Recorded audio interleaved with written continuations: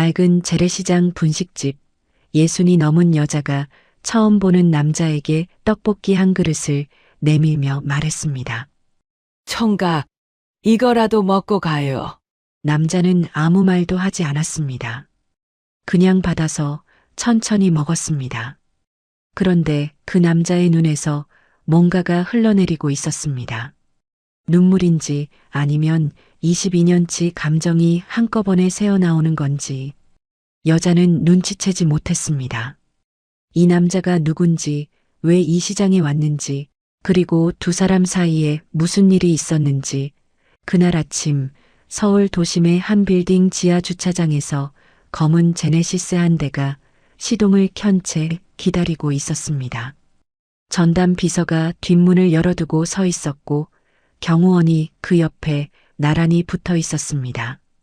그런데 정작 타야 할 사람은 오지 않았습니다. 비서의 핸드폰이 울렸고 잠시 후 그의 얼굴이 창백해졌습니다. 회장이 혼자 걸어서 나갔다는 겁니다.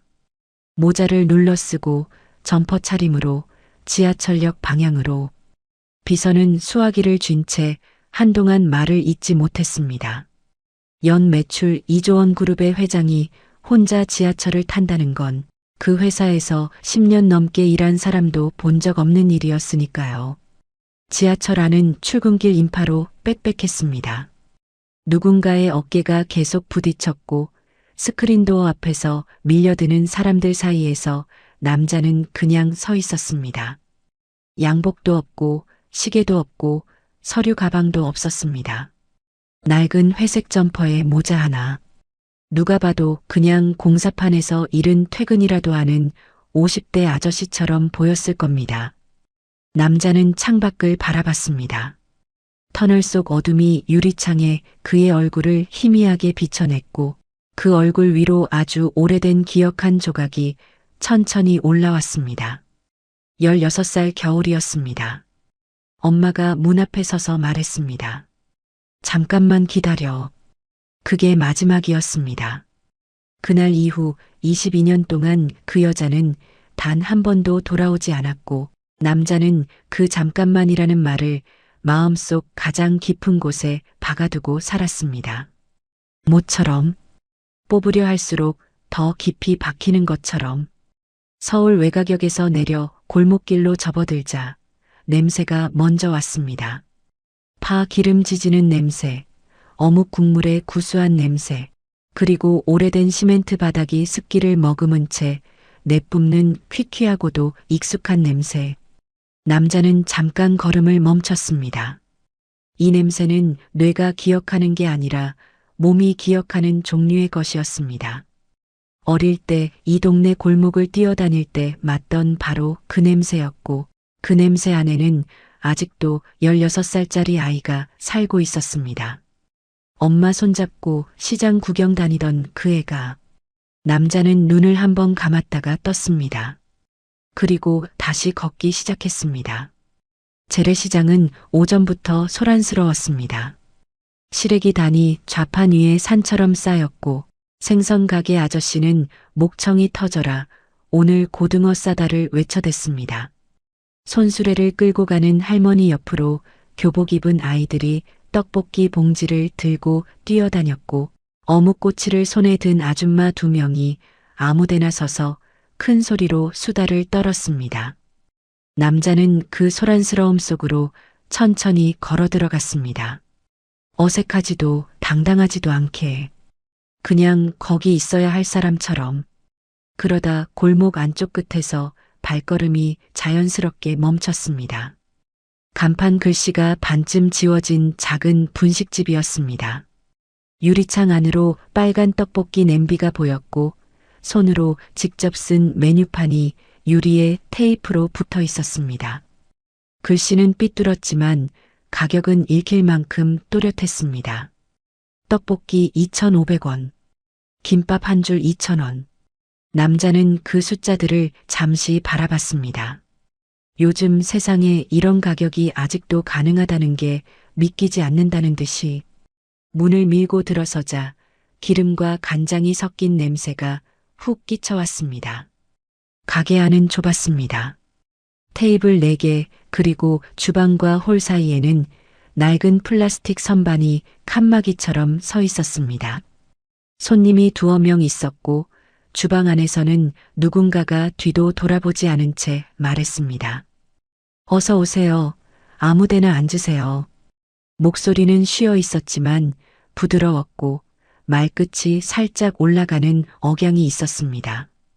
남자는 창가 쪽 구석 자리에 앉았습니다. 모자는 벗지 않았습니다. 테이블 위에는 물컵과 물티슈 한 장이 놓여 있었고 타일 바닥에는 세월의 때가 곱게 내려앉아 있었습니다. 어딘가 닦인 흔적이 역력한 가난하지만 깨끗한 가게였습니다. 잠시 후 주방에서 여자가 나왔습니다.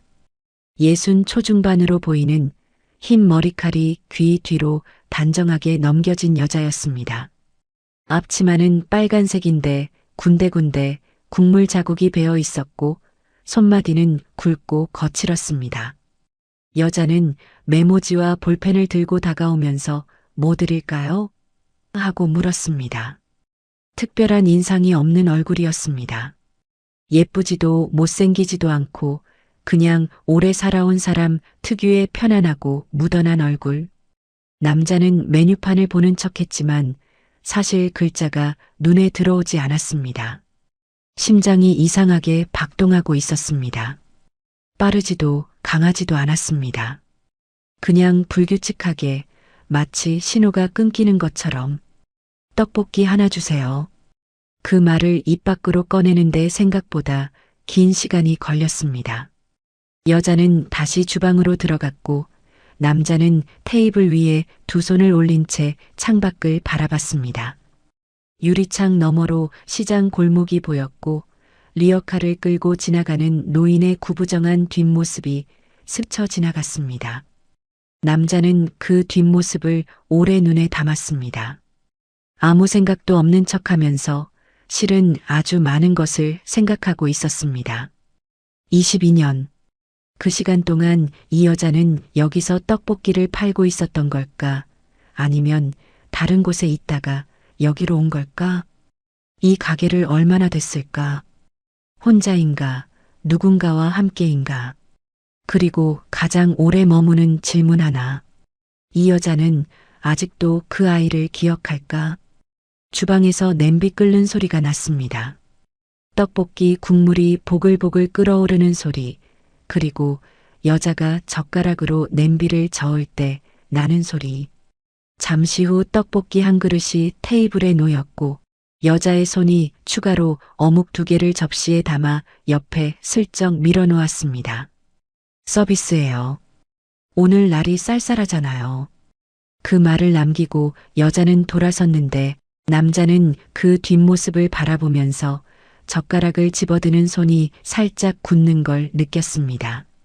쌀쌀하다고, 서비스라고. 22년 전에도 이 여자는 이랬을까요? 누군가에게 이렇게 아무렇지도 않이 뭔가를 퍼줬을까요? 그리고 그 누군가 안에 자기 아들은 포함되어 있었을까요? 남자는 떡볶이를 한 점 입에 넣었습니다. 달달하고 칼칼한 맛이 혀 위에 퍼졌고 그 맛이 어딘가 아주 오래된 기억과 닿아 있었습니다. 눈물이 나오려고 하는 걸 그는 아랫배에 힘을 주는 방법으로 버텼습니다.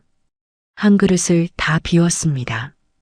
입맛이 없었는데도 어쩐지 다 먹어버렸습니다. 계산하러 카운터에 갔을 때 여자가 거스름돈을 건네면서 말했습니다. 자주 와요. 요 근처에 살아요? 남자는 짧게 대답했습니다. 아니요. 여자는 더 묻지 않았고 그는 더 말하지 않았습니다. 가게 문을 열고 나오는 순간 찬바람이 뺨을 때렸고 그는 모자를 더 깊이 눌러 쓰면서 골목을 걸어 나왔습니다. 큰 길로 나오기 전에 딱 한 번 뒤를 돌아봤습니다. 분식집 유리창 안에서 여자가 다음 손님의 주문을 받고 있었습니다. 아무 일도 없었다는 듯이 아주 자연스럽게 남자는 오래 그 장면을 바라보다가 천천히 고개를 돌렸습니다. 그날 오후 임원 회의실에서 남자는 아무 일도 없었던 얼굴로 상석에 앉았습니다. 보고서를 넘기고 질문을 던지고 결제 사인을 쳤습니다. 그런데 그 손끝에 아까 쥐었던 젓가락의 감촉이 아직 남아 있었습니다. 회의가 끝나고 비서가 다가와 조심스럽게 물었습니다. 오늘 어디 다녀오신 거예요? 남자는 서류를 덮으면서 대답하지 않았습니다. 창밖으로 서울 하늘이 보였고 그 하늘 어딘가 방향에 오늘 다녀온 시장이 있었습니다. 그는 내일도 거기 갈 것이었습니다. 왜 가는지 아직 스스로도 정확히 몰랐지만 가지 않을 이유를 댈 수가 없었습니다. 그리고 그것이 얼마나 위험한 시작인지는 그때까지만 해도 그는 아직 깨닫지 못하고 있었습니다. 다음 날도 그는 왔습니다. 그리고 그 다음 날도 특별한 이유가 있었던 건 아닙니다. 적어도 그는 그렇게 생각했습니다. 그냥 지나가는 길이라고 밥때가 됐으니까라고 그 정도로만 스스로를 설명했습니다. 하지만 지하철을 타면서 목적지를 고민하지 않는다는 건 이미 몸이 먼저 답을 알고 있다는 뜻이었죠. 그는 매일 같은 시간에 같은 자리에 앉았습니다. 창가 쪽 구석, 시장 골목이 내다보이는 자리, 주문도 늘 비슷했습니다. 떡볶이 하나 그리고 어묵 국물 한 컵. 사흘째 되던 날 여자가 처음으로 말을 걸었습니다. 주문을 받으러 온 게 아니라 그냥 지나치다가 툭 던지듯이 자주 오시네요. 남자는 짧게 대답했습니다. 맛있어서요. 여자는 별 반응 없이 그래요? 하고 돌아섰는데 입꼬리가 살짝 올라가 있었습니다. 그게 전부였습니다. 그런데 그 짧은 대화가 남자의 가슴 어딘가를 예상치 못한 방향으로 긁고 지나갔습니다. 칭찬받은 것도 아니고 특별한 말을 들은 것도 아닌데 가슴 안쪽이 묘하게 따뜻해지는 느낌. 그는 그 느낌이 불편했습니다. 마음이 느슨해지는 건 위험한 일이었으니까요. 적어도 지금 이 상황에서는 여자의 이름은 오순이었습니다. 가게 카운터 옆에 붙어 있는 사업자 등록증에서 확인한 이름이었습니다. 남자는 그 이름을 처음 봤을 때 아무 표정도 짓지 않았습니다. 그냥 눈으로 읽고 시선을 거뒀습니다. 하지만 그날 밤 자려고 누웠을 때 그 이름 두 글자가 천장 위에서 떠다니는 것 같았습니다. 오순이. 어릴 때 그는 그 이름을 부른 적이 없었습니다.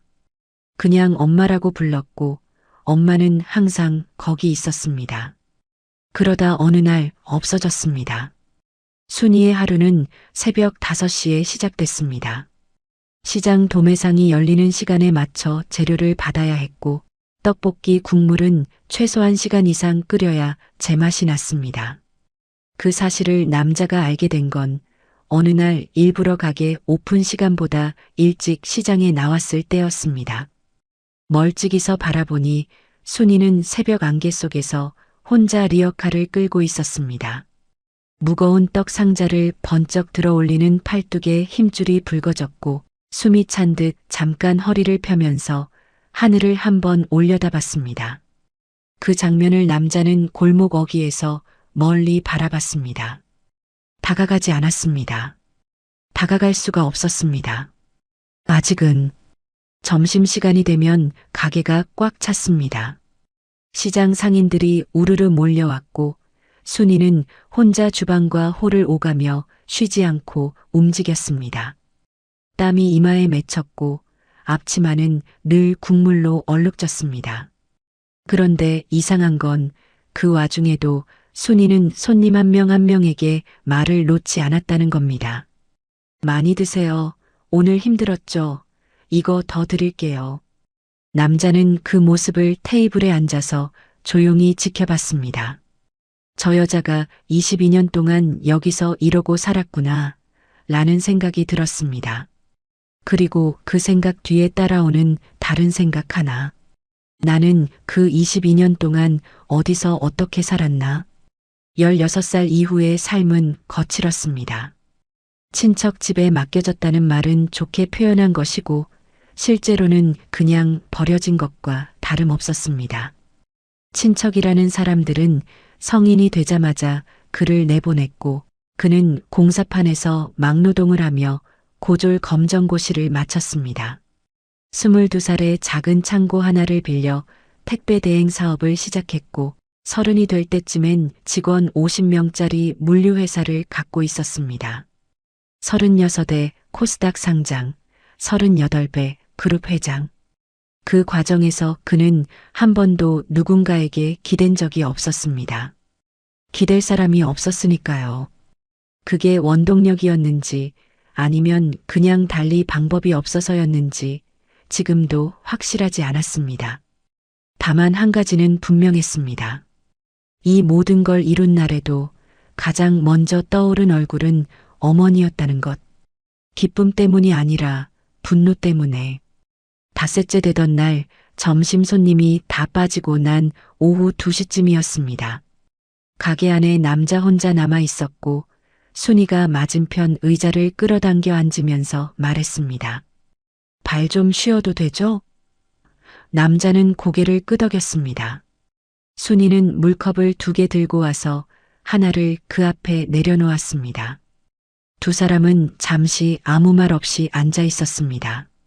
시장 골목에서 어묵 냄새가 흘러들어왔고 멀리서 좌판 아주머니의 목소리가 들려왔습니다. 순이가 먼저 말했습니다. 어디 회사 다녀요? 평일 낮에 자주 오는 거 보면. 남자는 잠깐 고민하다가 대답했습니다. 뭐 자유롭게 다니는 편이에요. 순이는 좋겠다라고 했습니다. 부럽다는 게 아니라 그냥 담담하게. 본인 삶은 그런 적이 없었던 사람처럼. 여기서 오래 하셨어요? 남자가 물었습니다. 처음으로 그쪽에서 먼저 꺼낸 질문이었습니다. 순이는 천장을 잠깐 올려다보더니 말했습니다. 한 15년 됐나? 처음엔 다른 데 있었는데 여기로 옮긴 거예요. 15년. 남자가 23살 때부터 순이는 여기 있었다는 계산이 됐습니다. 그 무렵 남자는 창고 하나 빌려 택배 박스를 혼자 나르고 있었습니다. 순이는 여기서 떡볶이를 끓이고 있었고 두 사람이 각자 다른 곳에서 각자의 방식으로 살아가고 있었다는 게 이상하게 가슴에 걸렸습니다. 혼자 하세요? 응, 혼자죠. 순이는 그렇게 말하고 물컵을 들었습니다. 물을 한 모금 마시는 그 짧은 사이에 여자의 눈빛이 아주 잠깐 멀어졌습니다. 먼 곳을 보는 눈. 아무것도 없는 허공을 보는 것 같으면서 실은 아주 오래된 무언가를 보고 있는 눈. 그리고 잠시 침묵이 흘렀습니다. 남자는 그 침묵을 깨지 않았습니다. 순이가 물컵을 내려놓으면서 아무렇지도 않게 말했습니다. 아들이 하나 있었어요. 남자의 손이 테이블 위에서 미세하게 굳었습니다. 순이는 그걸 보지 못한 채 계속 말했습니다. 지금은 어디 있는지도 모르지만 그 말을 끝으로 순이는 자리에서 일어났습니다. 커피 한 잔 줄까요? 믹스커피밖에 없지만 남자는 대답하지 못했습니다. 목 어딘가에 뭔가가 걸린 것 같았습니다. 순이는 이미 주방으로 들어가고 있었고 가스레인지에 주전자를 올리는 소리가 났습니다. 남자는 테이블 위에 놓인 빈 물컵을 바라봤습니다. 지금 어디 있는지도 모른다고. 그 말이 가슴 안에서 천천히 가라앉고 있었습니다. 분노가 올라와야 할 자리에 이상하게도 다른 감정이 먼저 차오르고 있었는데 그게 뭔지를 그는 아직 인정하고 싶지 않았습니다. 그때 주방에서 순이의 목소리가 들렸습니다. 설탕 많이 넣어요? 그리고 남자는 그 평범한 한마디에 눈을 감았습니다. 설탕을 얼마나 넣냐고 물어봐주는 사람이 22년 만에 처음이었기 때문입니다. 그것도 하필 이 여자가 그 주 목요일이었습니다. 남자가 시장 골목에 접어들었을 때 평소와 다른 분위기가 느껴졌습니다. 좌판 상인들이 삼삼오오 모여 뭔가를 수군거리고 있었고 몇몇은 아예 가게 문을 열지 않은 채 골목 한가운데 나와 서 있었습니다. 어묵 냄비는 꺼져 있었고 생선 가게 아저씨도 오늘은 목청을 높이지 않았습니다. 시장 특유의 소란스러움이 사라진 자리에 어떤 불안한 정적이 깔려 있었고 그 정적의 진원지는 분식집 앞이었습니다. 남자는 걸음을 늦추면서 시선을 그쪽으로 향했습니다. 분식집 유리문에 종이 한 장이 붙어 있었습니다. A사 용지에 깨알같이 인쇄된 글씨, 그 위에 빨간 도장이 2개 찍혀 있었습니다. 남자는 가까이 다가가 읽었습니다. 건물 노후화에 따른 재건축 추진 공고, 임차인 자진 퇴거 요청, 기한은 2달. 그리고 맨 아래에는 건물주의 이름이 적혀 있었습니다. 이강수 대표. 남자는 그 이름을 한번 읽고 시선을 거뒀습니다. 표정 하나 바뀌지 않았지만 눈빛이 아주 잠깐 차갑게 가라앉았습니다. 가게 안으로 들어서자 순이가 카운터 앞에 서 있었습니다. 평소와 달리 앞치마를 묶지 않은 채였고 손에는 공고문과 똑같이 생긴 종이를 쥐고 있었습니다. 옆에는 시장 상인 2명이 함께 서서 뭔가를 떠들고 있었고 그중 한 명, 최은주라는 이름의 50 중반 여자가 목소리를 높이고 있었습니다. 순이야, 이거 그냥 당하면 안 돼. 세입자 보호법이라는 게 있잖아. 계약 기간도 안 끝났는데 이게 말이 돼? 순이는 그 말을 들으면서도 대답하지 않았습니다. 종이를 내려다보는 눈이 멍했습니다. 멍하다기보다는 이미 어느 정도 각오하고 있었던 사람의 눈이었습니다. 아무리 발버둥 쳐봤자 결국 이렇게 되는 거라는 걸 오래 살아온 몸이 먼저 알고 있는 것처럼 남자는 구석자리에 앉아서 그 장면을 바라봤습니다. 주문을 받으러 오는 사람도 없었고 그는 굳이 부르지 않았습니다.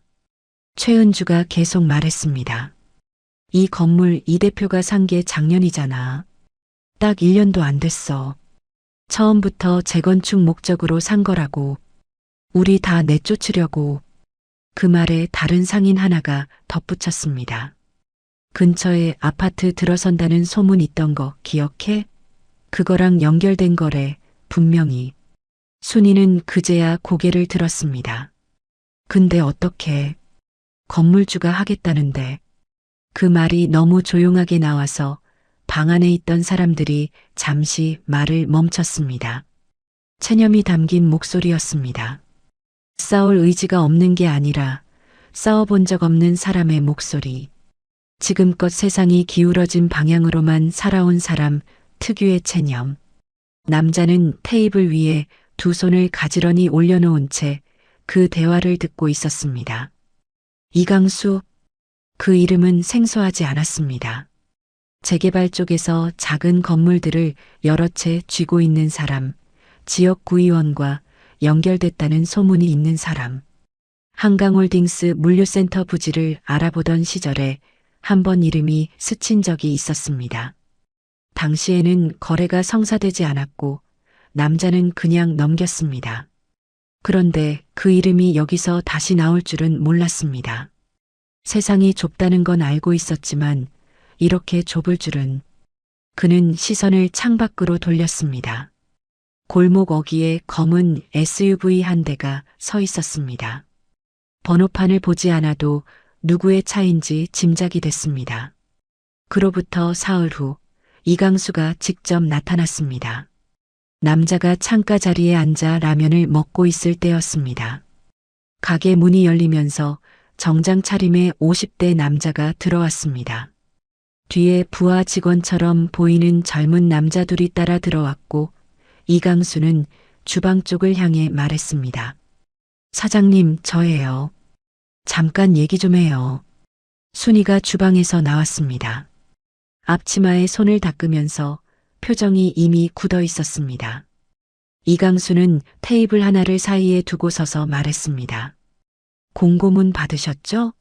2달 드렸는데 솔직히 1달 안에 정리되면 제가 이사비 좀 더 드릴 수 있어요. 여기 근처에 비슷한 가게 자리도 알아봐드리고 목소리는 부드러웠지만 그 부드러움 안에 협상의 여지가 없다는 뜻이 들어 있었습니다. 처음부터 통보하러 온 사람의 말투였습니다. 순이는 잠시 말이 없었습니다. 이강수가 다시 말했습니다. 사장님 여기 15년 하셨잖아요. 저도 그 점은 존중해요. 그러니까 이렇게 직접 온 거고 좋게 마무리합시다. 좋게 마무리하자는 말은 저항하지 말라는 말이었습니다. 순이는 그걸 모르지 않았을 겁니다. 그런데 그 순간 구석자리에서 라면을 먹던 남자가 젓가락을 내려놓으며 입을 열었습니다. 계약서 가져오셨어요? 이강수가 고개를 돌렸습니다. 낡은 점퍼 차림의 남자가 자기를 바라보고 있었습니다. 이강수의 눈썹이 살짝 올라갔습니다. 누구세요? 남자는 대답 대신 다시 물었습니다. 임차인 동의 없이 퇴거 요청을 하려면 계약서상 근거가 있어야 하는데 갖고 오셨냐고요. 목소리는 조용했습니다. 높지도 낮지도 않게. 그런데 그 조용함이 이강수의 기세를 잠깐 막았습니다.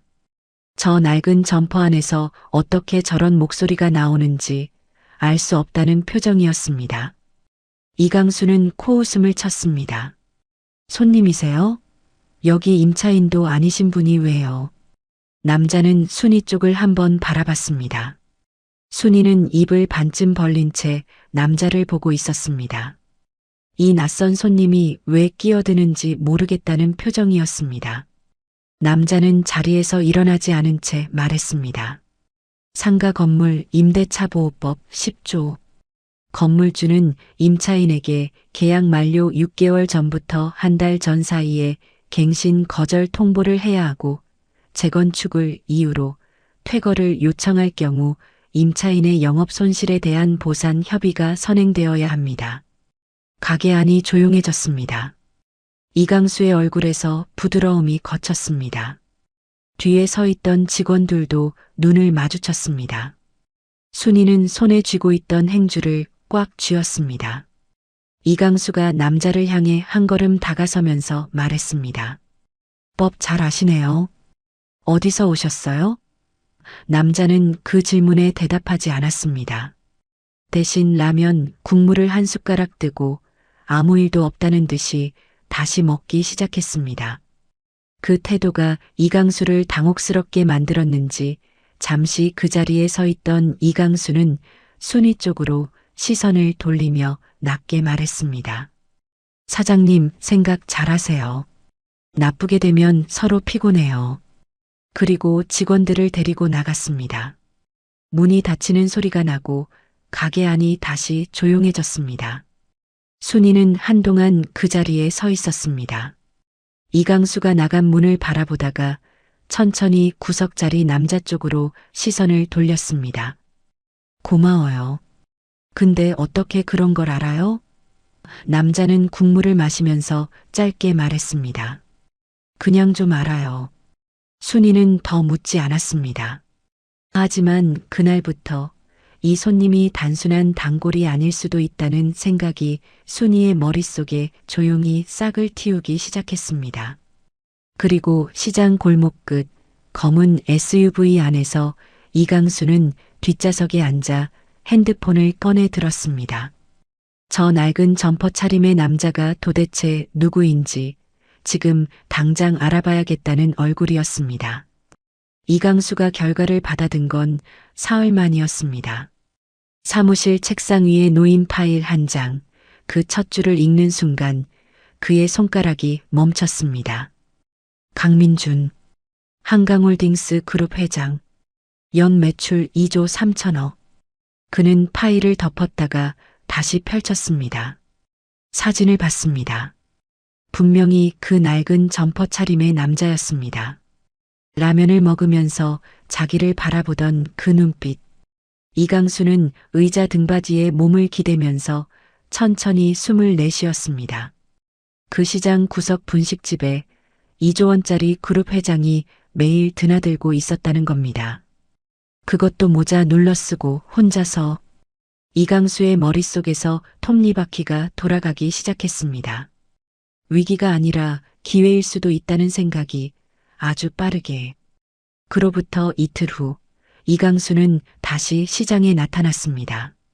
이번엔 분식집이 아니었습니다. 남자가 골목을 걸어 나오는 길목에서 기다리고 있다가 마치 우연히 마주친 것처럼 말을 걸었습니다. 저번에 그분이네요. 남자는 멈추지 않고 걸었습니다. 이강수가 옆에 붙으면서 말했습니다.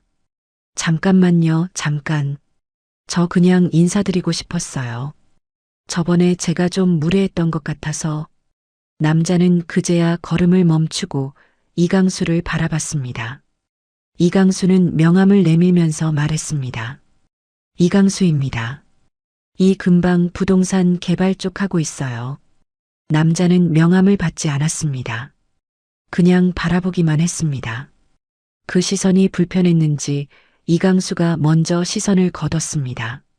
저 회장님 이름 알아봤습니다. 이강수가 낮게 말했습니다.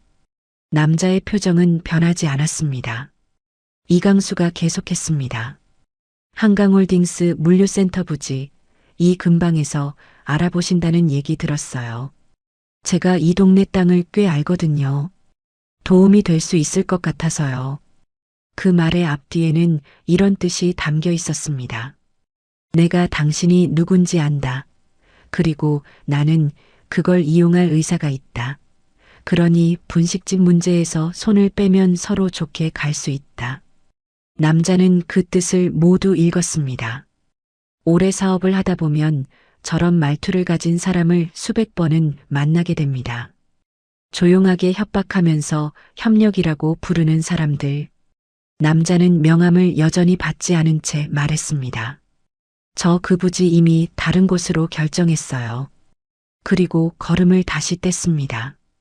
이강수가 뒤에서 말했습니다. 회장님, 오순희 씨랑은 어떤 사이예요? 남자의 발이 딱 한 박자 늦게 움직였습니다. 그 한 박자를 이강수는 놓치지 않았습니다. 그날 저녁 남자는 호텔방에 홀로 앉아 있었습니다. 창밖으로 서울 야경이 펼쳐졌지만 커튼을 반쯤 쳐둔 채였습니다. 테이블 위에는 서류 더미가 있었고 핸드폰은 액정이 꺼진 채 엎어져 있었습니다. 그는 벽을 바라보면서 이강수의 마지막 말을 다시 떠올렸습니다. 오순희 씨랑은 어떤 사이예요? 어떤 사이? 그 질문이 이상하게 오래 맴돌았습니다. 그는 아직 그 질문에 대한 답을 스스로도 정하지 못한 상태였기 때문입니다. 아들과 어머니라고 하기엔 22년이 너무 길었고 낯선 손님과 가게 주인이라고 하기엔 가슴 안에서 일어나는 일들이 너무 컸습니다. 그는 핸드폰을 집어들었다가 다시 내려놨습니다. 박 비서에게 이강수 관련 자료를 요청하려다가 잠시 멈췄습니다. 아직은 아무도 모르게 하고 싶었습니다. 이 일이 공적인 일이 되는 순간 뭔가가 돌이킬 수 없이 바뀔 것 같았습니다. 다음 날 분식집은 여느 때보다 조용했습니다. 점심 손님도 전보다 줄었고 순이는 주방을 정리하면서 혼자 뭔가를 중얼거렸습니다. 남자가 들어서자 순이는 고개를 들었습니다. 그런데 오늘은 평소와 달리 표정이 어두웠습니다. 억지로 웃으려는 흔적이 역력했고 눈밑이 퀭한 걸 보니 잠을 잘 못 잔 것 같았습니다. 남자는 자리에 앉으면서 아무 말도 하지 않았습니다. 주문도 하지 않았습니다. 순이가 알아서 떡볶이를 끓이기 시작했고 남자는 그 소리를 들으면서 그냥 앉아 있었습니다. 가스불 위에서 국물이 끓는 소리, 떡이 냄비 바닥을 긁는 소리, 그리고 순이가 가끔 길게 내쉬는 한숨 소리. 그 소리들이 좁은 가게 안에 가득 찼습니다. 떡볶이가 나왔고 남자가 한 점 집어먹을 때 순이가 카운터에 기대서서 말했습니다. 이 대표가 기한을 한 달로 줄였어요. 담담한 목소리였지만 그 담담함 아래 뭔가가 흔들리고 있었습니다. 원래 2달이었는데 빨리 나가면 이사비 더 준다고. 한 달 안에 나가래요. 남자는 젓가락을 내려놓지 않은 채 들었습니다. 순이가 계속했습니다. 15년이에요. 내가 여기서 처음에 보증금도 없어서 지인 보증 세워서 들어왔는데 그게 벌써 15년 전 일이고 말이 거기서 끊겼습니다. 순이는 천장을 잠깐 올려다봤다가 다시 카운터를 내려다봤습니다. 뭐 어떻게 되겠지. 다른데 알아봐야죠.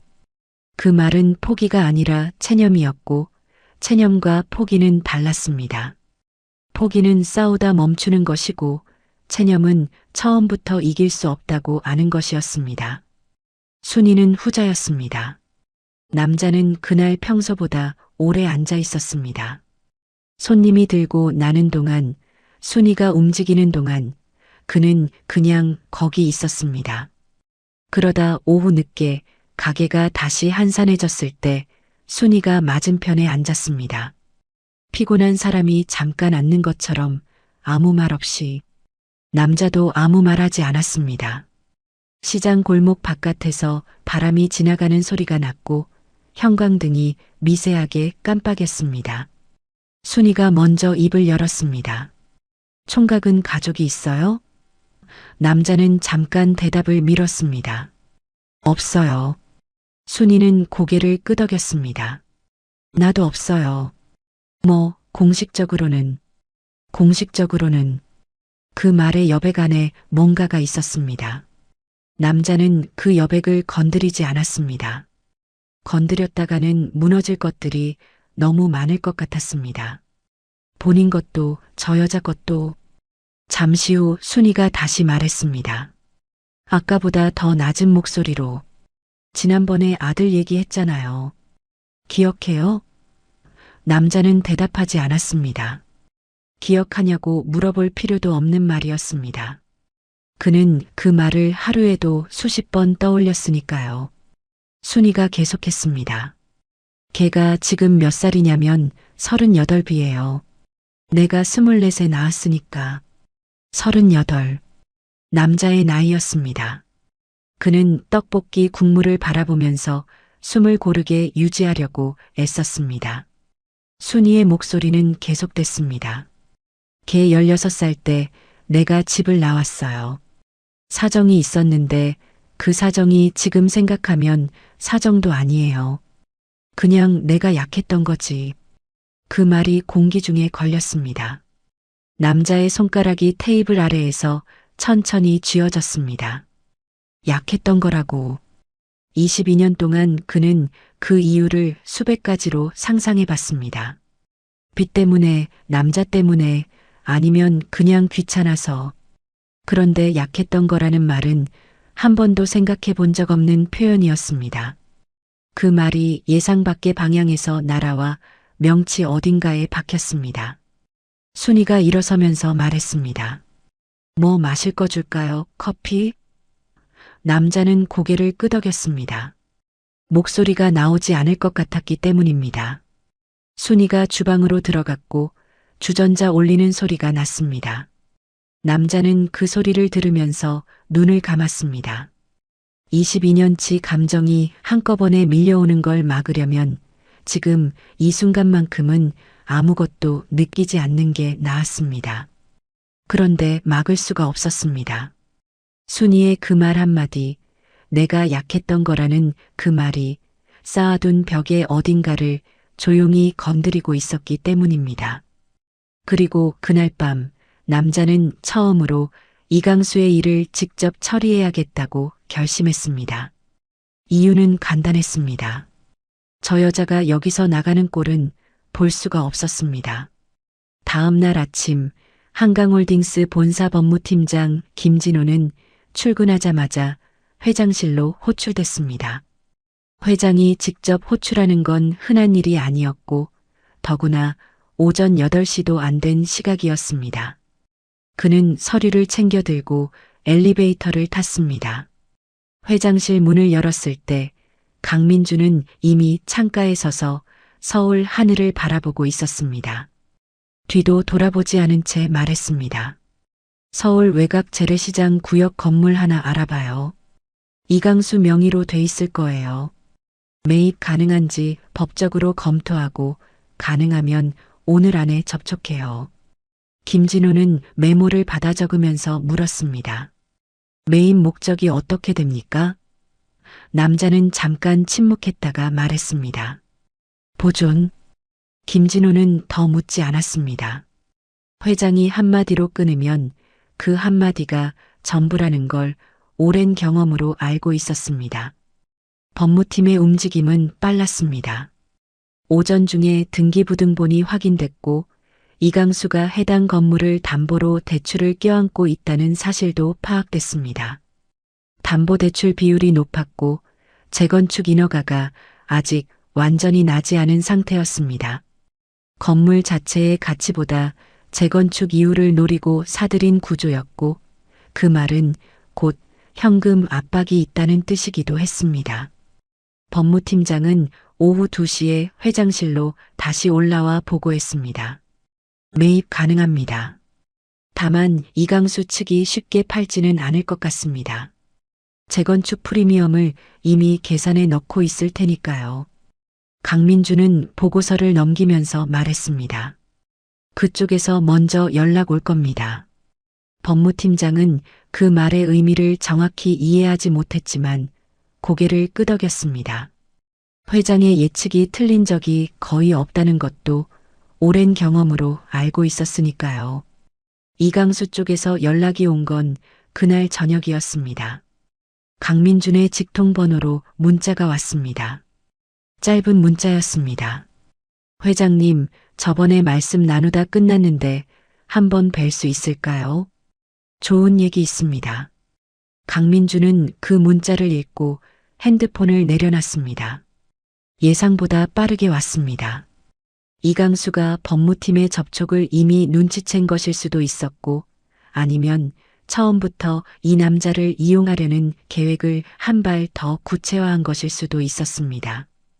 강민주는 답장을 보냈습니다. 내일 오전 시장 근처 커피숍으로 오세요.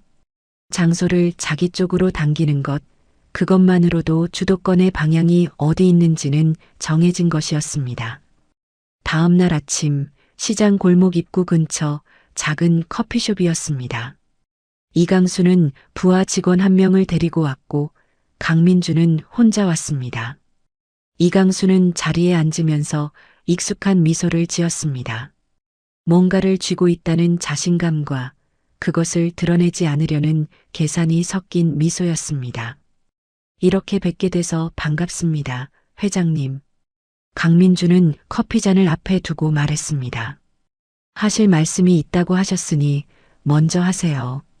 이강수는 가볍게 목을 가다듬으면서 말했습니다. 솔직히 말씀드릴게요. 회장님이 그 시장에 자주 다니신다는 거 알고 있고 이유도 어느 정도 짐작합니다. 제가 그 건물 재건축 계획을 잠깐 보류하고 오순희 시각의 임대 조건을 유지하는 쪽으로 갈 수 있어요. 대신 회장님이 추진 중인 서울 동부 물류센터 부지건, 제가 인허가 쪽에 아는 사람이 있거든요. 거기서 제가 도움이 될 수 있다는 얘기입니다. 말을 끝내면서 이강수는 자신 있는 표정으로 강민준을 바라봤습니다. 분식집 아줌마를 볼모로 삼아 대기업 회장에게 협력을 끌어내는 구조, 이강수가 보기엔 깔끔한 거래였습니다. 강민준은 잠시 아무 말도 하지 않았습니다. 커피잔을 한번 들었다가 내려놨습니다. 그리고 천천히 입을 열었습니다. 동부 물류센터 부지는 지난달에 이미 계약 완료됐어요. 인허가도 다음 달 처리 예정이고요. 이강수의 표정이 굳었습니다. 강민준이 계속했습니다. 그리고 어제 저희 법무팀이 해당 건물 등기부등본 검토했는데 이 대표님 담보대출 상환 기일이 석 달 남았더라고요. 재건축 인허가 지연되면 현금 흐름이 꽤 불편해지실 것 같던데. 이강수의 얼굴에서 미소가 완전히 거쳤습니다. 부하 직원이 옆에서 굳어가고 있었습니다. 강민준의 목소리는 높아지지도 낮아지지도 않았습니다. 그냥 사실을 읽어주는 것처럼 조용하고 평평했습니다. 그 조용함이 어떤 고함보다 더 무겁게 공간을 눌렀습니다. 제가 그 건물 시세대로 매입할 용이 있습니다. 이 대표님 대출 상환하고도 실익이 남는 조건으로요. 단 기존 임차인 전원 계약 유지가 전제 조건입니다. 이강수는 잠시 말이 없었습니다. 머릿속에서 계산이 빠르게 돌아가고 있을 게 보였습니다. 재건축 프리미엄을 포기하는 대신 확실한 현금을 주는 것, 그리고 대기업 회장을 적으로 돌리지 않는 것. 이강수 같은 사람에게 이건 사실 어렵지 않은 계산이었습니다. 그는 결국 낮게 웃으면서 말했습니다. 조건을 좀 더 들어봐야겠지만 나쁜 얘기는 아니네요. 강민주는 자리에서 일어서면서 말했습니다. 법무팀에서 연락할 겁니다. 오늘 중으로요. 그리고 지갑을 꺼내 커피값을 테이블에 내려놓은 뒤 자리를 떠났습니다. 이강수는 그 뒷모습을 바라보면서 한동안 꼼짝하지 않았습니다. 분식집 구석에서 라면을 먹던 그 낡은 점퍼 차림의 남자가 이렇게 나올 줄은 솔직히 예상하지 못했습니다. 그날 오후 강민주는 시장에 들렀습니다. 평소처럼 창가 자리에 앉았고 순이는 평소처럼 떡볶이를 끓였습니다. 아무것도 달라진 게 없었습니다. 순이는 이강수 얘기를 또 꺼냈습니다. 변호사한테 물어봤더니 싸워볼 수 있다고는 하는데 시간이랑 돈이 많이 든다고 하더라고요. 그냥 다른 데 알아보는 게 나을 것 같기도 하고. 남자는 떡볶이를 집으면서 말했습니다. 조금만 더 기다려보세요. 순이가 고개를 들었습니다. 왜요? 남자는 대답하지 않았습니다. 순이는 그를 잠깐 바라보다가 더 묻지 않았습니다. 이 손님이 뭔가를 알고 있다는 느낌, 그리고 그게 나쁜 방향이 아닐 것 같다는 느낌. 그 느낌이 막연하게 남아 있었습니다. 하지만 순이는 그게 어느 정도인지는 아직 몰랐습니다. 이 조용한 남자가 오늘 오전에 무슨 일을 했는지, 그리고 이제 곧 이강수에게서 어떤 연락이 갈 것인지. 순이는 아무것도 몰랐습니다. 그리고 그것을 모르는 채로 남자에게 커피를 끓여줬습니다. 설탕 2스푼이었죠? 남자는 그 말에 고개를 끄덕였습니다. 설탕 몇 스푼인지 기억해주는 사람. 그게 이 여자였고, 그리고 그 여자가 22년 전 자신을 버린 사람이라는 것이 강민준에게는 아직도 믿기지 않는 일이었습니다. 믿기지 않는다기보다 그 두 가지 사실이 한 사람 안에서 어떻게 공존하는지를 그는 아직 받아들이지 못하고 있었습니다. 며칠 후 계약이 마무리되면 순이는 이 가게를 잃지 않아도 됩니다. 하지만 그 다음이 문제였습니다. 그때가 되면 이 남자는 무엇을 해야 하는지, 어떤 말을 해야 하는지 아직 아무것도 정해진 게 없었습니다. 그리고 그것이 이강수보다 어떤 사업적 결정보다 훨씬 더 어려운 문제라는 걸 그는 이미 알고 있었습니다. 계약서에 도장이 찍힌 건 사흘 후였습니다. 한강홀딩스 법무팀이 이강수 측 법인과 주고받은 서류만 수십 장이었고 그 과정에서 이강수는 단 한 번도 강민준에게 직접 연락하지 않았습니다. 연락할 수가 없었겠죠. 처음부터 협상의 주도권이 어느 쪽에 있는지가 너무 명확했으니까요. 최종 매입가는 이강수의 당초 기대보다 낮았지만 담보대출을 상환하고도 실익이 남는 구조였고 무엇보다 재건축 인허가가 계속 지연되던 상황에서 확실한 현금을 주는 게 이강수에게도 나쁜 선택은 아니었습니다. 그는 결국 서명했습니다. 뒤끝 없이 깔끔하게. 그게 이강수 같은 사람이 살아남는 방식이었습니다. 지면 인정하고 다음 판을 노리는 것. 강민주는 계약 완료 보고를 받은 날 저녁 혼자 시장에 갔습니다. 가게는 이미 닫혀 있었습니다. 셔터가 내려진 분식집 앞에 서서 그는 잠시 아무것도 하지 않았습니다. 셔터 아래로 희미하게 새어나오는 불빛이 있었습니다. 순이가 아직 안에 있다는 뜻이었습니다. 정리를 하고 있거나 아니면 그냥 앉아 있거나. 남자는 한참 그 불빛을 바라보다가 발길을 돌렸습니다. 오늘은 아니었습니다. 이 사실을 어떻게 전할지 아직 준비가 안 됐습니다. 사실을 전하는 것보다 더 큰 문제, 그 이후에 나올 수밖에 없는 말들이 아직 정리되지 않았기 때문입니다. 이강수가 시장을 떠난다는 소문은 다음 날 오전부터 퍼지기 시작했습니다. 시장이라는 곳은 원래 소문이 빠르게 도는 곳입니다. 한 사람이 알면 2시간 안에 골목 전체가 압니다. 누군가 이강수 법인 측 직원에게 들었다고 했고 또 누군가는 등기부등본을 직접 떼봤다고 했습니다. 소문의 내용은 대략 이랬습니다. 이강수가 건물을 팔았고 새 건물주는 대기업이라는 것. 재건축은 없던 일이 됐고 기존 임차인 계약은 모두 유지된다는 것.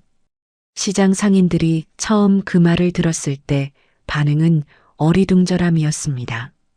너무 갑작스러웠고 이유를 알 수 없었기 때문입니다. 며칠 전까지 퇴거 통보를 받고 변호사를 알아보던 사람들이 갑자기 계약이 유지된다는 말을 들으니 기쁘기 전에 무슨 영문인지부터 파악하려는 반응이었습니다. 최은주가 순이에게 달려온 건 오전 10시쯤이었습니다. 숨이 차게 뛰어온 것인지 볼이 발갛게 달아 있었고 문을 열자마자 말했습니다. 순이야, 이거 봤어? 건물 주인 바뀌었대. 재건축 없어졌대. 순이는 주방에서 나오면서 손에 행주를 쥔 채 말했습니다. 무슨 소리야? 최은주가 핸드폰 화면을 들이밀었습니다. 부동산 커뮤니티에 올라온 글이었는데 등기부등본 사진까지 첨부돼 있었습니다. 새 건물주 이름에는 한강홀딩스 주식회사라고 적혀 있었습니다. 순이는 그 이름을 읽으면서 고개를 갸웃했습니다. 한강홀딩스가 뭔데? 최은주가 눈을 크게 뜨면서 말했습니다. 그 물류 대기업이잖아. TV에도 나오는데 거기가 왜 여기 건물을 사? 순이는 화면을 다시 들여다봤습니다. 이해가 되지 않는다는 표정이었고 이해가 되지 않는 건 당연했습니다. 아무 맥락 없이 대기업이 시장 건물을 사들인다는 건 상식적으로 납득하기 어려운 일이었으니까요. 혹시 최은주가 낮은 목소리로 말했습니다. 그 손님이랑 관계 있는 거 아니야? 그 총각. 순이는 고개를 들었습니다. 최은주를 바라봤습니다. 그리고 잠시 말이 없었습니다. 그 총각이라는 말이 머릿속에서 맴돌았습니다. 조금만 더 기다려보세요 라고 했던 그 말. 별것 아닌 것처럼 툭 던지고 더 설명하지 않았던 그 말. 순이는 행주를 카운터 위에 내려놓으면서 뭔가를 떠올리려는 듯 눈을 좁혔습니다. 그 손님에 대해 순이가 아는 것들을 모아보면 이랬습니다. 말수가 적고 눈빛이 유난히 차분하며 법을 꽤 잘 아는 것 같고 평일 낮에 자유롭게 다닌다고 했으며 가족이 없다고 했습니다. 그리고 가끔 멀리서 자신을 바라보는 것 같은 눈빛이 있었습니다. 특별히 이상하진 않았는데 이상하게 기억에 남는 눈빛. 순이는 그것들을 하나씩 떠올리다가 고개를 저었습니다. 설마라고 생각했습니다. 설마가 사람 잡는다는 말이 있지만 이건 진짜 설마였습니다. 대기업 회장이 이 골목에 매일 와서 떡볶이를 먹는다는 건 순이의 세계관 안에서는 성립하지 않는 일이었습니다. 그 오후 강민준이 시장에 들어섰을 때 분위기가 달라져 있었습니다. 상인들이 삼삼오오 모여 속닥이다가 그가 지나가면 시선이 따라왔습니다. 남자는 그걸 느꼈습니다. 평소와는 다른 온도의 시선이었습니다. 분식집 문을 열고 들어서자 순이가 카운터 앞에 서서 그를 바라봤습니다. 앞치마는 묶여 있었지만 오늘은 주문을 받으러 다가오지 않았습니다. 그냥 그 자리에서 바라봤습니다.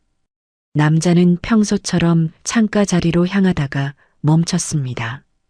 순이의 눈빛이 달랐기 때문입니다. 뭔가를 알고 있거나 알고 싶어 하는 눈빛이었습니다. 두 사람이 잠시 서로를 바라봤습니다. 좁은 가게 안에 어묵 냄비 끓는 소리만 들렸습니다. 순이가 먼저 말했습니다. 건물 주인 바뀐 거 알아요? 남자는 대답하지 않았습니다. 순이가 계속했습니다. 한강홀딩스라는 데서 샀다고 하던데 재건축 없어졌다고. 그 말을 하면서 순이는 남자에게서 눈을 떼지 않았습니다. 남자도 순이를 바라봤습니다. 시선을 먼저 거두는 쪽이 뭔가를 인정하는 것 같아서 두 사람 다 바라보고만 있었습니다. 결국 남자가 입을 열었습니다. 다행이네요. 순이의 눈썹이 미세하게 올라갔습니다. 다행이긴 한데 말을 끊었다가 다시 이었습니다. 총각, 혹시 그거랑 관계 있어요? 남자는 잠깐 침묵했습니다. 그리고 자리에 앉으면서 말했습니다. 떡볶이 주세요. 순이는 그 대답 아닌 대답을 듣고 잠시 그를 바라보다가 이상하게도 더 묻지 않았습니다. 주방으로 들어가면서 뭔가를 중얼거렸는데 남자에게는 들리지 않았습니다. 그로부터 이틀 후였습니다. 시장 상인 대표라는 50대 남자가 분식집 앞에 나타나서 새 건물주 측과 정식으로 연락을 취하고 싶다고 했고 한강홀딩스 측 담당자가 시장을 방문했습니다. 정장 차림의 젊은 직원이었는데 그가 들고 온 서류에는 향후 5년간 임대료를 현행 유지한다는 내용이 담겨 있었습니다. 인상 없이 5년. 시장 상인들이 그 말을 들었을 때 반응은 처음엔 침묵이었고 그 다음엔 웅성거림이었습니다. 최은주가 눈물을 닦았고 생선 가게 아저씨가 헛기침을 2번 했습니다. 순이는 그 자리에 서서 서류를 받아들었습니다. 손이 조금 떨렸습니다. 5년. 5년이면 또 버틸 수 있습니다. 또 버티다 보면 또 그 다음이 생길 수도 있습니다. 그게 순이가 15년 동안 살아온 방식이었습니다. 한 번에 크게 이기는 게 아니라 안 지는 것만으로 버텨온 삶. 담당 직원이 돌아가고 나서 순이는 가게 안으로 들어와 카운터 앞 의자에 앉았습니다. 한동안 아무것도 하지 않았습니다. 서류를 손에 쥔 채로 그냥 앉아 있었습니다. 최은주가 들어와서 어깨를 한번 두드리고 나갔습니다. 시장 골목에서 상인들의 웅성거리는 소리가 들렸습니다. 누군가는 웃고 있었고 누군가는 아직도 믿기지 않는다는 듯 서류를 다시 읽고 있었습니다. 순이는 그 소리를 들으면서 서류를 카운터 위에 내려놨습니다. 그리고 잠시 후 핸드폰을 들었습니다. 그 손님의 번호는 몰랐습니다. 처음부터 번호를 주고받은 적이 없었습니다. 순이는 핸드폰을 다시 내려놨습니다. 내일 오면 고맙다고 해야겠다고 생각했습니다. 그가 직접 이 일과 관련이 있는지는 아직 확실하지 않았지만 적어도 고맙다는 말은 해야 할 것 같았습니다. 그런데 그 이유가 건물 때문만은 아니라는 걸 순이 자신은 아직 알아차리지 못하고 있었습니다. 며칠 전부터 그 손님이 오지 않는 날이면 가게가 조금 더 조용하게 느껴진다는 것도 아직 의식하지 못한 채로, 그리고 그 다음 날 강민준이 시장에 들어설 때 시장 골목 어귀에서 누군가 그를 알아봤습니다. 한강홀딩스 담당 직원을 알고 있는 상인 하나가 남자의 얼굴을 기억하고 있었던 겁니다. 그 상인이 옆 사람에게 귓속말로 뭔가를 전했고 그 말은 골목을 타고 빠르게 번졌습니다.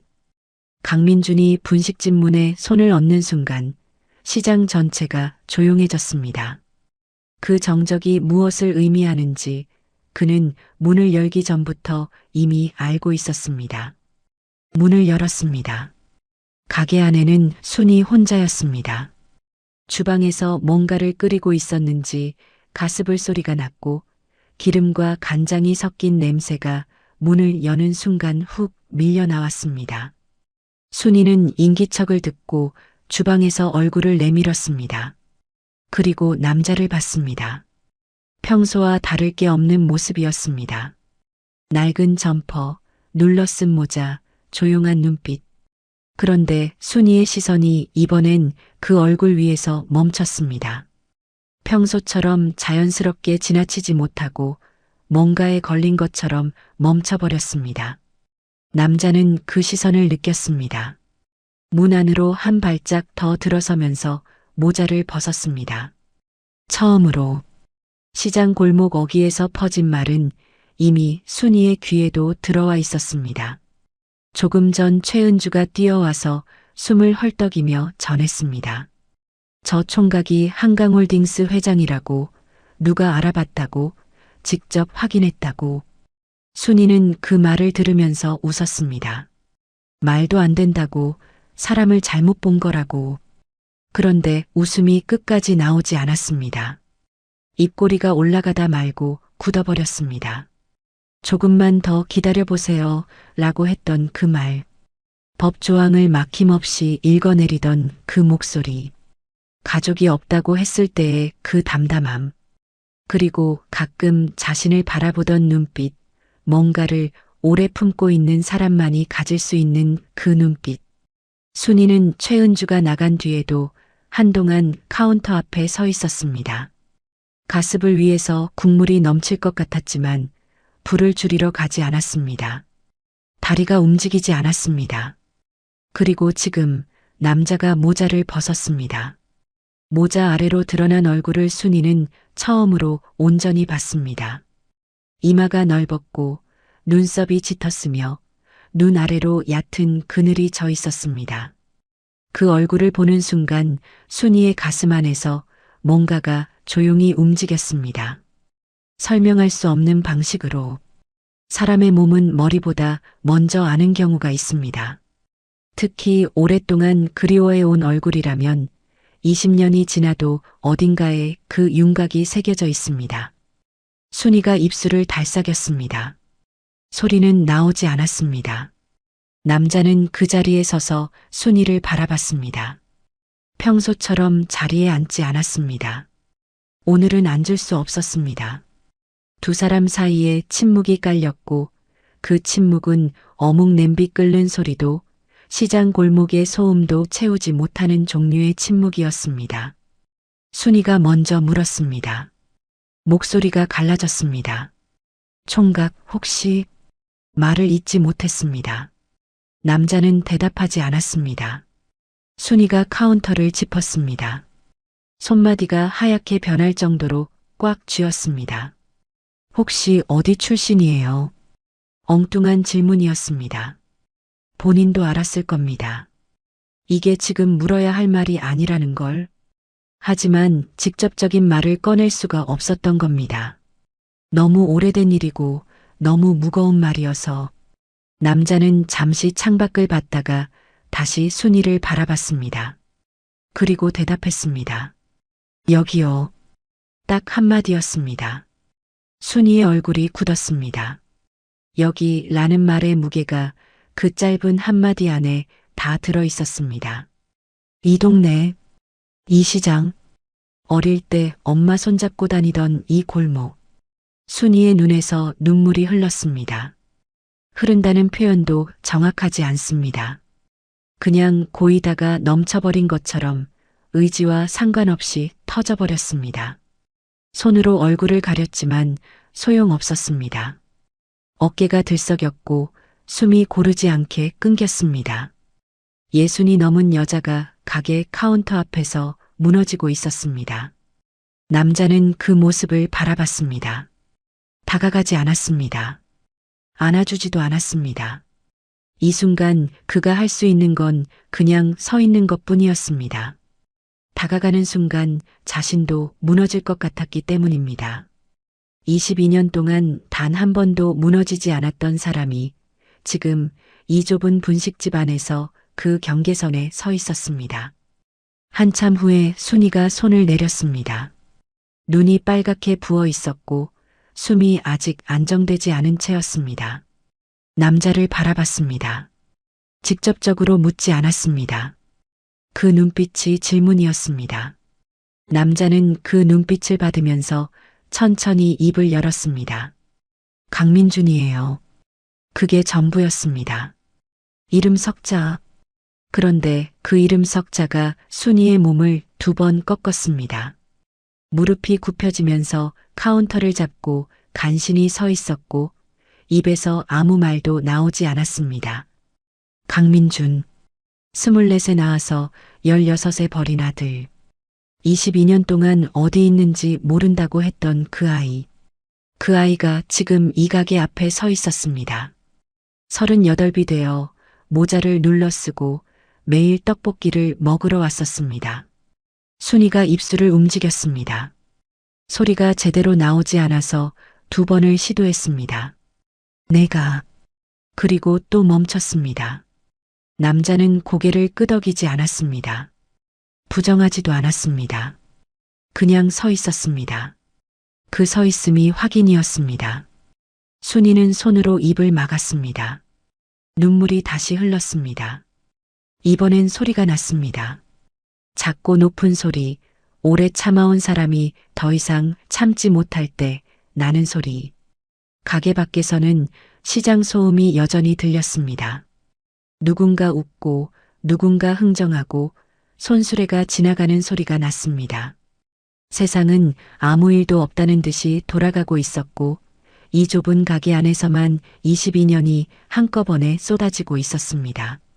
남자는 테이블 하나를 건너 맞은편 의자를 끌어당겨 앉았습니다.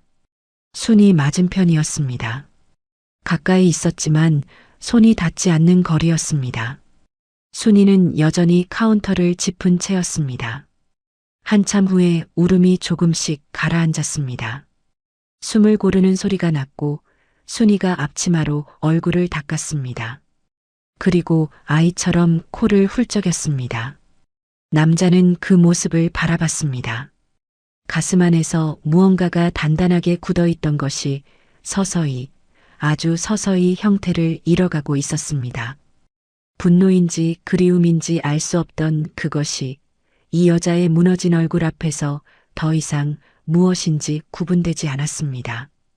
순이가 남자를 바라봤습니다.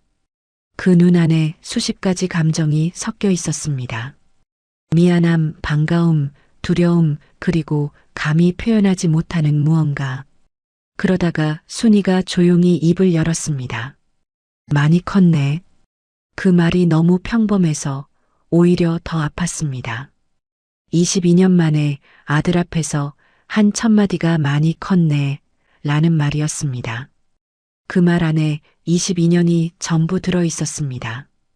보고 싶었다는 말도, 미안하다는 말도, 어떻게 살았냐는 말도 다 그 한마디 안에 뭉개져 있었습니다.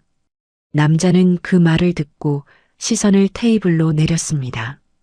눈을 들고 있으면 안 될 것 같았습니다. 눈을 들었다가는 22년 동안 한 번도 허락하지 않았던 것을 이 자리에서 허락해버릴 것 같았습니다. 그리고 그는 아직 그럴 준비가 됐는지 스스로도 알 수 없었습니다. 순이가 다시 입을 열었습니다. 이번엔 목소리가 더 낮았습니다. 할 말이 있어요. 그날 일. 남자의 손가락이 테이블 위에서 멈췄습니다. 이 말을 22년 동안 기다렸습니다. 듣고 싶기도 하고 듣기 싫기도 했던 말. 그 말이 드디어 시작되려 하고 있었습니다. 순이는 카운터에서 손을 뗐습니다. 그리고 아들 맞은편 의자를 천천히 끌어당겨 앉았습니다. 앉는 동작이 느렸습니다. 오래 서 있었던 사람처럼 혹은 이 자리에 앉기까지 22년이 걸린 사람처럼 앞치마를 두 손으로 매만졌습니다. 무언가를 시작하기 전에 마음을 다잡는 사람이 하는 동작이었습니다. 남자는 테이블을 내려다본 채 기다렸습니다. 서두르지 않았습니다. 이 말을 22년 기다렸는데 몇 분 더 기다리는 건 아무것도 아니었습니다. 가게 밖에서는 시장이 여전히 돌아가고 있었습니다. 좌판 아줌마의 목소리, 리어카 바퀴 소리, 바람이 골목을 훑고 지나가는 소리. 그 소리들이 배경처럼 깔렸고 이 좁은 가게 안은 그 소리들과 완전히 분리된 다른 세계처럼 고요했습니다. 순이가 먼저 꺼낸 말은 민준의 아버지 이야기였습니다. 남자는 그 이름이 나오는 순간 어깨가 미세하게 굳는 것을 느꼈습니다. 아버지라는 단어를 그는 16 이후로 거의 사용하지 않았습니다. 기억 안에 있는 사람이 아니었기 때문입니다. 순이가 말했습니다. 목소리는 담담했지만 담담함을 유지하기 위해 얼마나 힘을 쓰고 있는지가 보였습니다. 민준의 아버지는 사업을 했습니다. 처음엔 작은 건자재 납품일이었는데 잘 되는가 싶더니 욕심을 냈습니다. 지인 보증을 서고 또 보증을 서고 그러다 연쇄로 터졌습니다. 순이가 그 사실을 안 건 이미 빚이 걷잡을 수 없을 만큼 불어난 뒤였습니다.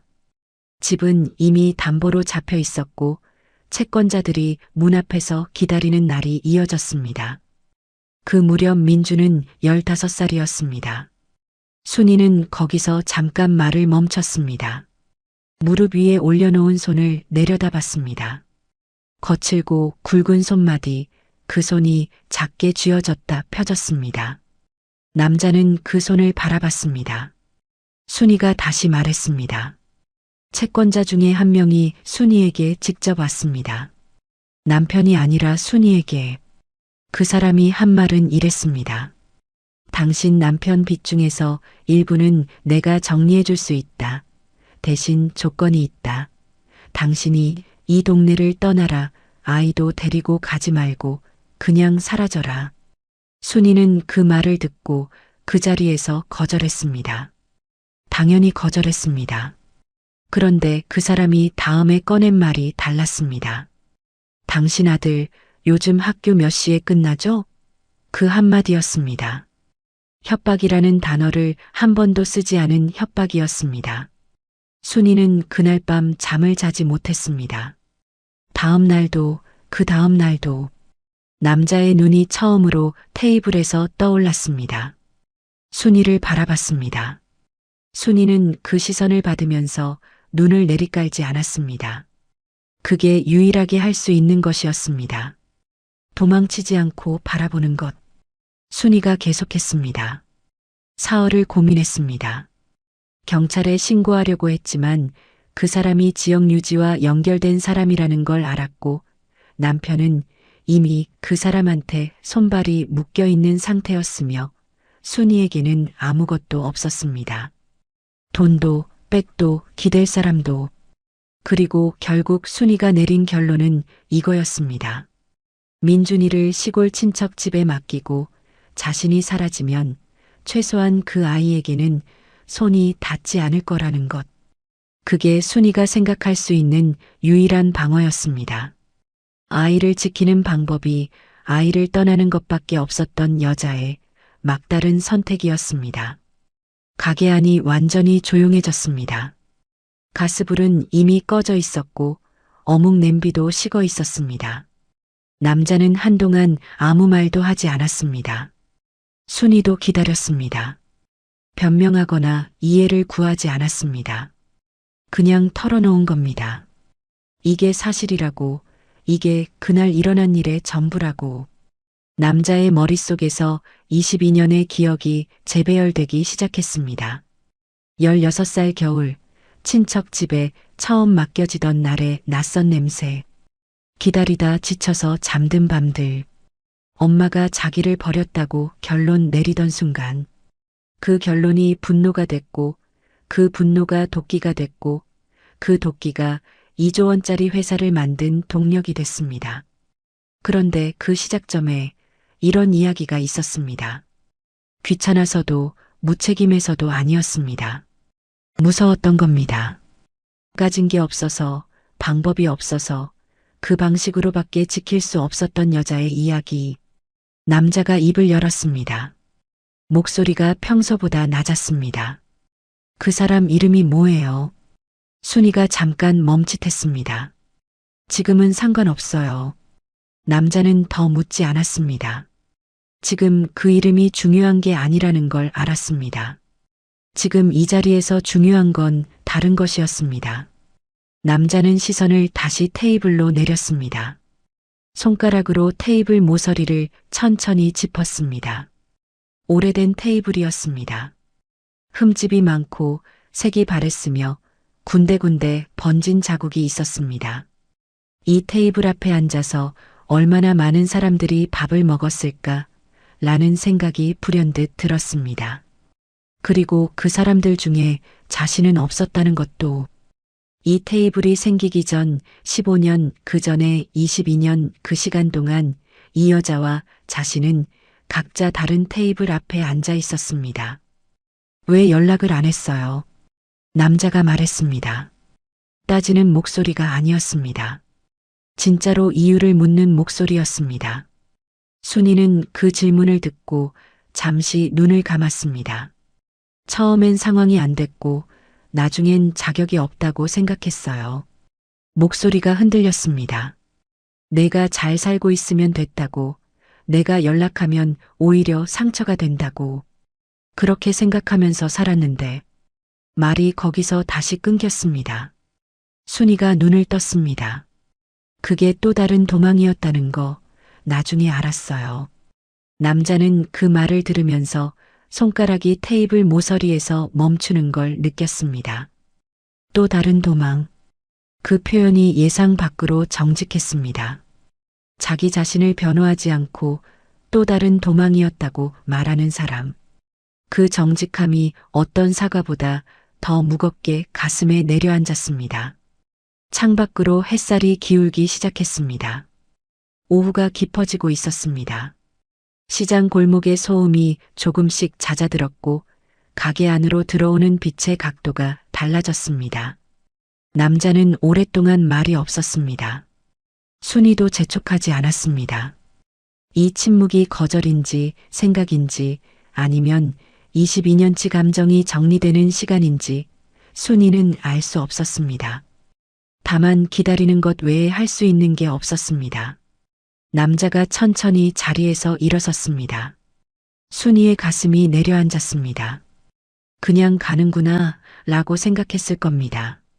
그런데 남자는 나가지 않았습니다. 주방 쪽으로 걸어가더니 냉장고 옆에 걸린 앞치마를 봤습니다. 그리고 가스불을 켰습니다. 순이가 눈을 크게 떴습니다. 남자는 냄비를 올리면서 말했습니다. 떡볶이 어떻게 끓여요? 그게 전부였습니다. 순이는 한동안 그 자리에서 움직이지 못했습니다. 눈물이 또 고였지만 이번엔 소리를 내지 않았습니다. 천천히 일어나서 주방으로 들어갔습니다. 냉장고에서 떡을 꺼내면서 말했습니다. 국물부터야. 멸치랑 다시마 넣고. 남자는 고개를 끄덕였습니다. 나란히 서서 좁은 주방 안에서 두 사람이 처음으로 같은 방향을 바라봤습니다. 용서한다는 말은 하지 않았습니다. 괜찮다는 말도 하지 않았습니다. 그 말들은 오늘 하루로 되는 게 아니었고 이 좁은 주방 안에서 즉석으로 완성되는 것도 아니었습니다. 22년은 그렇게 쉽게 정리되지 않습니다. 그런데 한 가지는 정리됐습니다. 적어도 오늘 이 두 사람은 같은 냄비 앞에 서 있었습니다. 그것만으로 지금 이 순간만큼은 충분했습니다. 국물이 끓기 시작했습니다. 멸치와 다시마 냄새가 좁은 주방 안에 퍼졌고 순이가 떡을 냄비에 넣으면서 말했습니다. 불 좀 줄여봐. 남자는 불을 줄였습니다. 아주 오래전부터 이 주방에 있었던 사람처럼 자연스럽게 바깥에서는 시장 골목이 하루를 마무리하고 있었습니다. 좌판이 접히고 불이 꺼지고 사람들이 집으로 돌아가는 소리가 났습니다. 그리고 이 작은 분식집 안에서는 22년 만에 엄마와 아들이 처음으로 함께 저녁을 만들고 있었습니다. 누가 먼저 말을 꺼내지 않아도 국물이 끓는 소리가 그 빈자리를 채워주고 있었습니다. 세상에는 말보다 먼저 오는 것들이 있습니다. 따뜻한 냄비 앞에 나란히 서는 것, 그것도 그 중 하나였습니다. 오늘의 이야기는 여기서 끝입니다. 이야기를 듣고 어떤 생각이 드셨나요? 여러분의 의견이 궁금합니다. 감사합니다.